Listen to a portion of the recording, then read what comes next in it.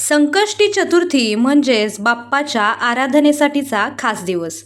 हिंदू वर्षाचा शेवटचा महिना म्हणजे फाल्गुन आणि या वर्षातील शेवटची भालचंद्र संकष्ट चतुर्थी 6 मार्च 2026 म्हणजेच आज आहे भालचंद्र संकष्ट चतुर्थी. भाल म्हणजे कपाळ आणि चंद्र म्हणजे शशी.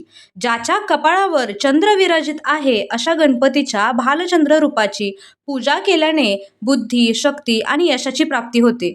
जर तुमची कामे दीर्घकाळापासून रेंगाळलेली असतील किंवा तुमच्या कामामध्ये सतत अडथळे येत असतील तर या दिवशी तुम्ही केलेले उपाय हे तुम्हाला निश्चितच यश मिळवून देतात. हिंदू पंचांगानुसार संकष्ट चतुर्थी हा दिवस गणपती बाप्पाची आराधना करण्याचा सर्वात उत्तम दिवस मानला जातो. त्यातही वर्षातील ही शेवटची संकष्टी असल्यामुळे तिचे महत्त्व अधिकच आहे. या व्हिडिओमध्ये आपण जाणून घेणार आहोत बाप्पाची कृपा आणि संकटाचा अंत.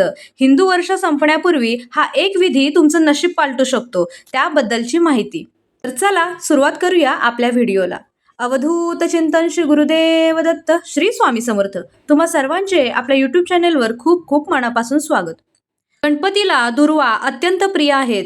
3 दुर्वा दलांच्या 21 गाठी बांधून त्याचा एक सुंदर हार तयार करा आणि तो बाप्पाला अर्पण करा. असे केल्यामुळे दीर्घकाळापासून तुमची जी कामे रखडलेली असतील, ज्या कामांमध्ये तुम्हाला यश येत नसेल, ती कामे नक्की मार्गी लागतील.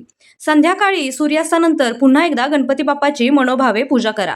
बाप्पासमोर दिवा लावून ओम गंग गणपतये नमः या मंत्राचा 108 वेळा जप करा. हा मंत्र अतिशय प्रभावी आहे, कारण हा केवळ मंत्र नसून ती एक शक्ती आहे जी तुमच्या मार्गातील अडचणींची बाधा दूर करेल.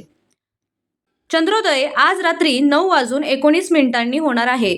चंद्रोदय झाल्यावर एका कलशामध्ये शुद्ध पाणी घेऊन त्यात थोडेसे दूध आणि थोड्या अक्षता म्हणजेच तांदूळ टाका आणि हे मिश्रण चंद्राला अर्घ्य म्हणून अर्पण करा. यामुळे तुम्हाला मानसिक शांती आणि तुमच्या नशिबाची साथ लाभते.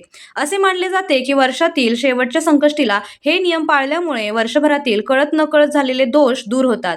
गणपतीच्या कृपेने घरातील नकारात्मकता बाजूला होते आणि नवीन कामांमध्ये विना अडथळा तुम्हाला यश मिळते. झालेली सेवा महाराजांच्या चरणी अर्पण करते आणि इथेच थांबते. भेटूया पुन्हा एकदा एका नवीन व्हिडिओमध्ये. तोपर्यंत धन्यवाद.